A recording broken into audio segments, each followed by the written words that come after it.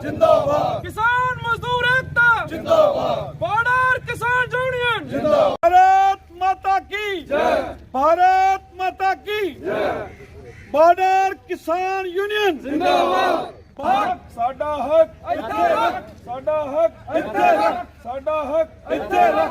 Border किसान union जिंदाबाद, लेके रहेंगे अपना हक, लेके रहेंगे अपना हक। बॉर्डर किसान यूनियन जिंदाबाद, किसान मजदूर एकता जिंदाबाद। कानून बनाओ, उसी में ये बाद में आ गए, ये जो बिल है उसके बाद में आए हैं।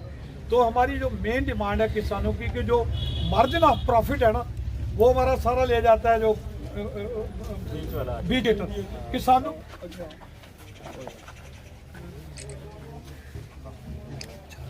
मेन जो आज का हमारी डिमांड है, यहाँ हमने मोदी जी साहब का धन्यवाद किया है, जो इनिशिएटिव लिया है, जो स्टार्ट किया है, जो डेडलॉक था उसको। तो अगर मोदी जी ने ये कहा कि हम रिपील करेंगे बिल, रिटर्न में तो अभी तक आए नहीं, लेकिन उससे पहले हम ये कहेंगे कि जब तक ये एमएसपी को लीगलाइज नहीं किया जाता, इस पर कानून नहीं बनता, इसका ऑर्डर बाहर नहीं आता, तो ये जो एजिटेशन है ये लगातार चलती रहेगी।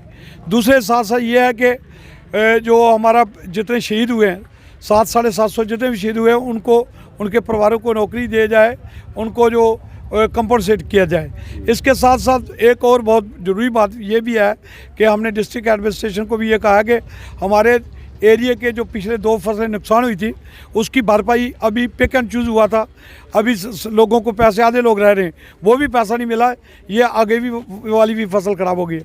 और हमारे गवर्नर साहब ने ये कहा था, जब ये 23 अक्टूबर को जो हेल स्टार्म हुए हैं, वो फिजिकली उन्होंने चेक किया था, हमने ये कहा था कि 675 वो आटे में नमक के बराबर के भी नहीं है जो इनका रेट है कनाल का, जो 13,500 रुपया पर हेक्टर है। तो उन्होंने कैसा ज़्यादा नहीं तो हम 18,500 जो इसका सरकार से रेट करवाएंगे, लेकिन वो जहाँ आकर देख कर चले गए, इस पर उन्होंने कोई काम नहीं किया। तो हम ये कहते हैं कि अगर इतने बड़े हाई अथॉरिटीज़ हमें जो आश्वासन देती हैं तो वो बाद में फेल हो जाती हैं अपनी जो वादे से, तो हम आगे इनसे क्या उम्मीद करेंगे।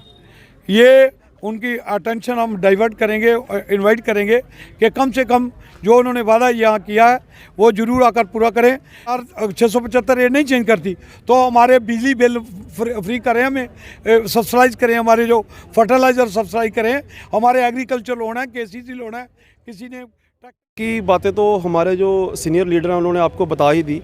मैं यही कहना चाहूँगा कि जो बीज है, जो कनक का बीज है, वो 29 ताड़ जो हमें एग्रीकल्चर डिपार्टमेंट की तरफ से जो मुहैया करवाया गया था, उसका जो टाइम है वो हो चुका है, और हमें जो फर्टिलाइज़र्स हैं वो नहीं मिले, इसकी वजह से बुआई भी नहीं हो सकी। तो मैं सरकार से ये कहना चाहूँगा कि हमें तो जहाँ तो हमें वो बीज मुहैया करवाए जा सकें जो हम इस समय हम बो सकें, और फर्टिलाइज़र है जो वो भी समय पे हमें मुहैया करवाया जाए। और साथ में ये भी कहना चाहूँगा कि जो फर्टिलाइज़र हैं, पेस्टिसाइड्स हैं, उनके रेट हर साल बढ़ते हैं, और जो हमारी फसलें हैं वो 2014 से पहले के जो रेट हैं उन्हीं पे चल रही हैं, और उनसे डाउन जाती हैं, ऊपर नहीं जाती हैं।